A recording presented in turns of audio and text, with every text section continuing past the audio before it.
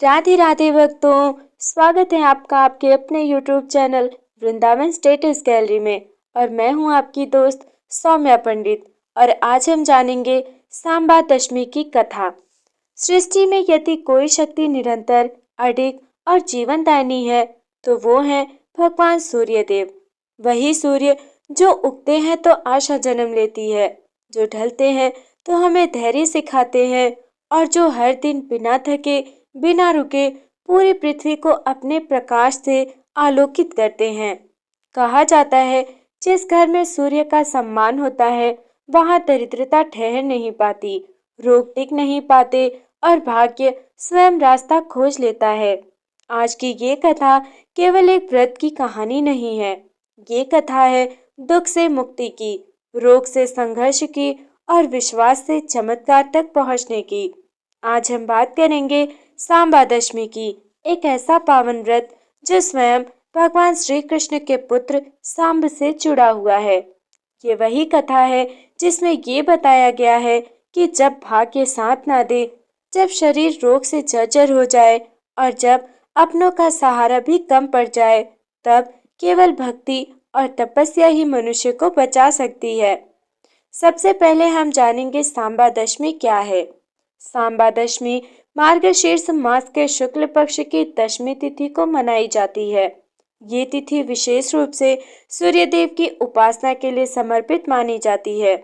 शास्त्रों में कहा गया है, न सूर्य समम तेजो न ज्ञान समम पवित्रम, अर्थात सूर्य के समान कोई तेज नहीं और सूर्य ज्ञान के समान कोई पवित्र वस्तु नहीं। सांबा दशमी का व्रत विशेष रूप से रोगों से मुक्ति, दीर्घायु, संतान सुख और दुर्भाग्य नाश के लिए किया जाता है। अक्सर हम सूर्य को केवल एक ग्रह मान लेते हैं, लेकिन वैदिक परंपरा में सूर्य देव को प्रत्यक्ष देवता कहा गया है, क्योंकि अन्य देवताओं की पूजा मूर्ति या कल्पना से होती है, लेकिन सूर्य देव प्रतिदिन प्रत्यक्ष दर्शन देते हैं।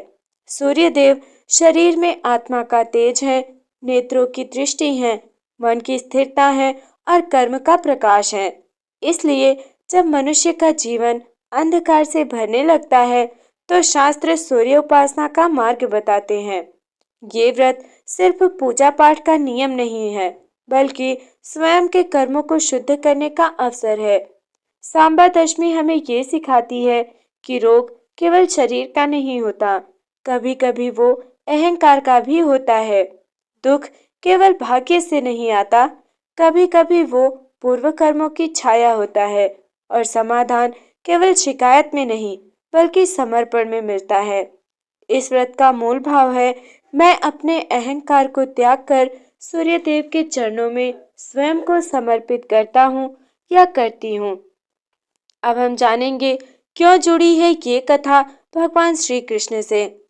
जब भी कोई कथा भगवान श्री कृष्ण से जुड़ती है तो वो केवल चमत्कार की नहीं होती, वो जीवन दर्शन की होती है। सांबा दशमी की कथा हमें ये सिखाती है कि भगवान का पुत्र होना भी मनुष्य को दुखों से मुक्त नहीं करता। कर्म का फल राजकुमार को भी भोगना पड़ता है और समाधान तपस्या व भक्ति से ही निकलता है। इसलिए ये कथा साधारण मनुष्य के जीवन से सीधे जुड़ जाती है। अब हम जानेंगे कि आज के समय में सांबा दशमी का क्या महत्व है। आज का मनुष्य दवाइयों से थक चुका है, तनाव से टूट चुका है और भाग्य को कोसते कोसते स्वयं को भूल चुका है। सांबा दशमी हमें याद दिलाती है कि शरीर का उपचार डॉक्टर करता है, लेकिन आत्मा का उपचार केवल ईश्वर ही कर सकता है। जब मनुष्य सूर्य को अर्घ्य देता है तो वो केवल जल नहीं चढ़ाता, वो अपने अहंकार, दुख और निराशा सब कुछ अर्पित कर देता है। भक्तों, जीवन में कई बार सब कुछ होते हुए भी कुछ अधूरा रह जाता है। राजमहल, वैभव, शक्ति और भगवान का सानिध्य, फिर भी भाग्य कभी कभी ऐसी परीक्षा लेता है जिसकी कल्पना भी नहीं की जाती। तो आज की कथा एक ऐसे बालक की है जिसका जन्म भगवान श्री कृष्ण के कुल में हुआ, परंतु जिसका जीवन कठिन कर्मों की अग्नि से गुजरने वाला था। उस बालक का नाम था सांब। द्वारका नगरी अपने वैभव और मर्यादा के लिए संपूर्ण आर्यावर्त में प्रसिद्ध थी। भगवान श्री कृष्ण की अनेकों रानियां थीं, परंतु जाम्बवती का स्थान अत्यंत विशेष था। जाम्बवती धैर्य की प्रतिमूर्ति, तपस्विनी स्वभाव की और प्रभु श्री कृष्ण की परम अनन्य भक्त थी। लंबे समय तक जाम्बवती को संतान सुख प्राप्त नहीं हुआ। उन्होंने व्रत किए, उपवास रखे और प्रभु से अश्रुपूर्ण नेत्रों से संतान की कामना की। भगवान श्री कृष्ण की कृपा से एक शुभ दिन जाम्बवती ने एक तेजस्वी पुत्र को जन्म दिया। बालक के जन्म के साथ ही द्वारका में उत्सव छा गया। कहा जाता है उस शिशु के मुख पर अद्भुत तेज था, नेत्रों में चंचलता और हृदय में अपरिमित ऊर्जा। श्री कृष्ण ने पुत्र को अपने हृदय से लगाया और कहा, ये बालक अपने कर्मों से संसार को शिक्षा देगा। बालक का नाम रखा गया सांब। समय बीतता गया। सांब अत्यंत सुंदर, पराक्रमी और आत्मविश्वास से भरकर युवराज बन उभरे। लेकिन जहाँ अधिक शक्ति होती है, वहाँ परीक्षा भी कठिन होती है। सांब में साहस था, बुद्धि थी, परंतु अहंकार की हल्की सी छाया भी प्रवेश करने लगी थी। उन्हें ये गर्व था कि वे श्री कृष्ण के पुत्र हैं, द्वारका के राजकुमार हैं और उनके लिए कुछ भी असंभव नहीं। शास्त्र कहते हैं अहंकार ज्ञान को ढक देता है। सांब में धीरे धीरे यही हुआ। वे विद्वानों की बातों को हल्के में लेने लगे, साधुओं के उपदेशों को मजाक समझने लगे और स्वयं को सबसे श्रेष्ठ मानने लगे। ये वही समय था जब भगवान ने अपनी पहली चेतावनी दी। एक दिन कई महान ऋषि द्वारका आए। उनमें नारद, दुर्वासा और अन्य तपस्वी ऋषि शामिल थे। राजसभा में सभी ऋषियों का सम्मानपूर्वक स्वागत हुआ, परंतु सांब ने उनके साथ उचित मर्यादा नहीं रखी। कहा जाता है उन्होंने ऋषियों के साथ हंसी मजाक किया और मर्यादा की सीमा लांघ दी। ऋषि क्रोधित नहीं हुए, परंतु गंभीर जरूर हुए, क्योंकि जब तपस्वी मौन हो जाए तो समझ लेना चाहिए समय कठिन आने वाला है। ऋषियों ने कुछ नहीं कहा, परंतु उनकी दृष्टि में करुणा भी थी और चेतावनी भी। नारद मुनि ने मन ही मन कहा, ये बालक अपने कर्मों से कठोर शिक्षा पाएगा और यहीं से सांब के जीवन में एक घटना घटने वाली थी जो राजकुमार को रोगी बना देगी और अहंकार को चूर चूर कर देगी और अंततः उसे सूर्यदेव की शरण में ले जाएगी। भक्तों, द्वारका की सभा से निकलते समय ऋषियों के मुख पर क्रोध नहीं था, परंतु मौन था। और शास्त्र कहते हैं जब तपस्वी मौन हो जाए तो समझो समय ने निर्णय ले लिया है। सांब के व्यवहार ने ऋषियों के हृदय को दुख पहुंचाया था। ये केवल एक व्यक्ति का अपमान नहीं था, ये धर्म, मर्यादा और संयम का अपमान था। कुछ समय पश्चात ऋषियों ने एकत्र होकर कहा, जिस बालक ने अहंकार में धर्म का उपहास किया है, वही अहंकार उसे रोग रूप में भोगना होगा। और तभी शब्दों के साथ भाग्य ने करवट ली। ऋषियों का श्राप था, सांब असाध्य रोग से ग्रसित होगा जो उसे भीतर से तोड़ देगा। ये कोई सामान्य रोग नहीं था, ये कर्म का रोग था। शुरुआत में सांब ने हल्का सा दर्द महसूस किया। उन्होंने सोचा, राजकुमार हूँ, सब ठीक हो जाएगा। परंतु दिन बीतते गए और शरीर दुर्बल होने लगा, तेज छीड़ होने लगा, मुख की मुस्कान पीड़ा में बदलने लगी।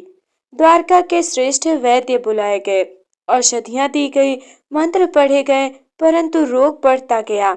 वो सांब जो कभी घोड़े पर सवार होकर नगर में घूमता था, आज शैया से उठने में असमर्थ था। राजमहल में हर्ष नहीं, शोक था। जाम्बवती पुत्र की दशा देखकर दिन रात अश्रुधारा बहाती रही। जाम्बवती ने भगवान श्रीहरि से कहा, नाथ, ये मेरा अपराध है क्या? क्या मेरी तपस्या व्यर्थ हो गई? माँ का हृदय अपने पुत्र को दुख में देखकर विदीर्ण हो जाता है, परंतु श्री कृष्ण मौन थे, क्योंकि ये समय कर्म को भोगने का था। ये प्रश्न बहुतों के मन में उठा कि जब श्री कृष्ण स्वयं पिता हैं, तो उन्होंने श्राप क्यों नहीं रोका? उत्तर कठोर है पर सत्य है। भगवान कर्म के नियम को भी नहीं तोड़ते। श्री कृष्ण जानते थे ये पीड़ा सांब के अहंकार को भस्म करेगी। पीड़ा में पड़े सांब ने पहली बार अपने भीतर झांका। वो सोचने लगे, मैं कौन था और अब क्या हूँ। अहंकार धीरे धीरे आंसू बनकर बहने लगा। उन्होंने पहली बार ऋषियों के अपमान को स्मरण किया। एक रात अत्यंत पीड़ा में सांब ने अपनी माता से कहा, माँ, मैंने गलत किया। मुझे अपनी शक्ति पर अत्यधिक गर्व था। ये शब्द राजकुमार के नहीं, एक टूटे हुए मनुष्य के थे। उसी रात सांब ने एक स्वप्न देखा।